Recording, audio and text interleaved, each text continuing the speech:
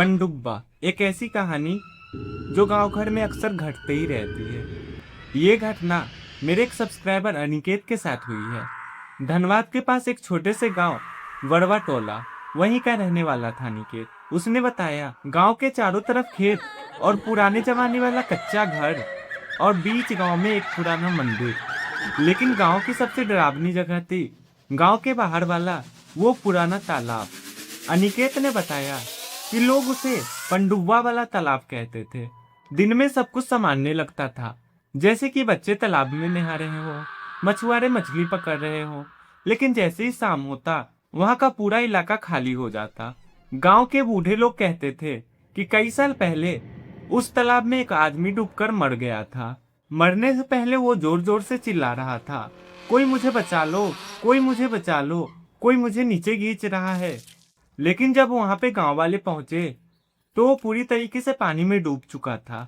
उसके बाद रात को कई लोगों ने तालाब के पास कुछ अजीब चीजें देखी। कभी पानी के ऊपर किसी बूढ़े आदमी की परछाई, तो कभी किसी औरत के रोने की आवाज। धीरे धीरे लोगों ने उसे पनडुब्बा कहना शुरू कर दिया।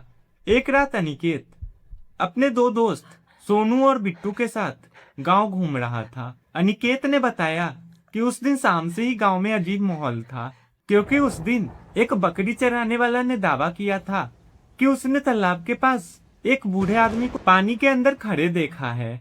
गांव के लोग डर चुके थे, लेकिन अनिकेत और उसके दोस्तों को ये सब बातें अंधविश्वास लगती थी। उन लोगों ने इन बातों को मजाक में टाल दिया। करीब रात के 10 बजे उन तीनों ने तय किया कि आज तालाब में क्या है ये सच पता करके ही आएंगे। उस दिन थोड़ा बारिश का माहौल था और हल्का हल्का बूंदाबूंदी भी हो रही थी। चारों तरफ सन्नाटा था। जैसे जैसे ये लोग तालाब के पास पहुंच रहे थे, वैसे वैसे हवा ठंडी होती जा रही थी। अनिकेत ने बताया कि तालाब के चारों ओर बड़े बड़े पीपल के पेड़ हैं और वो रात के हिल रहे थे और ऐसी साउंड जनरेट कर रहे थे कि जैसे कोई फुसफुसा रहा हो। तभी सोनू ने धीरे से कहा कि भाई वापस चलते हैं, यहाँ पे कुछ ठीक नहीं लग रहा। लेकिन ये बात सुनकर बिट्टू हंसने लगा और हंसते हुए बोला, हे डरपोक कहीं का। ये बातें करते करते तीनों कब तालाब के पास जाके खड़े हो गए उन्हें पता भी नहीं चला। तालाब के पास पहुंचते से ही अचानक से पूरा माहौल एकदम से शांत हो गया। अनिकेत ने बताया कि राहुल भाई, उस टाइम मुझे पहली बार डर महसूस हुआ। तभी तालाब के बीचों बीच पानी में हलचल होने लगी, गोल गोल लहरें बनने लगे। ऐसा लग रहा था कि कोई भारी भरकम चीज पानी के अंदर घूम रहा हो। तीनों डरकर पीछे हट गए।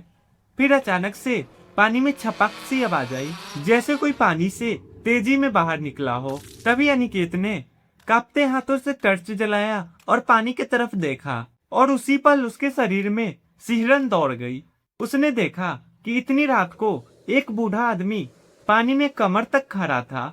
उसके बाल घने लंबे थे और उसका पूरा शरीर काली मिट्टी और काई से सना हुआ था। चेहरे पे सिर्फ उसकी सफेद आंखें चमक रही थी। सोनू ने डर के मारे चिल्लाया, भागो यहाँ से। तभी वो बूढ़ा आदमी बहुत धीमी आवाज में बोला, रुको रुको, अभी मेरा बेटा नीचे ही है, उसे आने दो, उसे मिलके जाना तुम लोग। उसकी आवाज सुनने में ऐसी लग रही थी जैसे कि कोई पानी के नीचे से बोल रहा हो। तीनों वहां से जान बचाकर भागने लगे, लेकिन तभी बिट्टू वहीं पे रुक गया। वो बिना पलक झपकाए तालाब की तरफ देखने लगा। अनिकेत ने उसका हाथ पकड़ के बोला, चल जल्दी यहाँ से। लेकिन तभी बिट्टू कांपती हुई आवाज में बोला, भाई पानी के अंदर से लगता है मुझे कोई बुला रहा है। तभी अनिकेत की नजर उसकी फेस पे गई। उसने देखा कि उसकी आंखें अजीब लग रही थी। उसके बाद बिट्टू ने इन लोगों का हाथ झटका और धीरे धीरे तालाब की ओर बढ़ने लगा। अनिकेत और सोनू उसे रोकते रहे, लेकिन ऐसा लग रहा था जैसे कि किसी ने उसके शरीर पे कब्जा कर लिया हो। लेकिन तभी तालाब से दो काले हाथ बाहर निकले और उन दोनों हाथ ने बिट्टू के पैर को पकड़ लिया।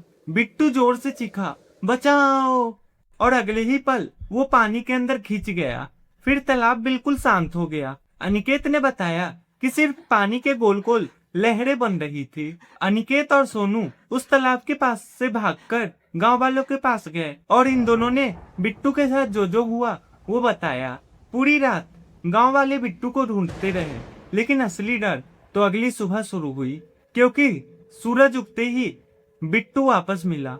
कहाँ मिला या कैसे मिला, ये जानने के लिए पार्ट 2 का वेट करें। और हाँ, पार्ट 2 देखने के लिए मेरे चैनल को सब्सक्राइब कर ले और बेल आइकन को ऑल पे सेट कर दे। और सबसे इम्पोर्टेंट बात, इस वीडियो में आप लाइक, कमेंट, शेयर तीनों जल्दी से जल्दी कर दे। तो चलिए विदा लेते हैं, फिर मिलते हैं पार्ट 2 के साथ।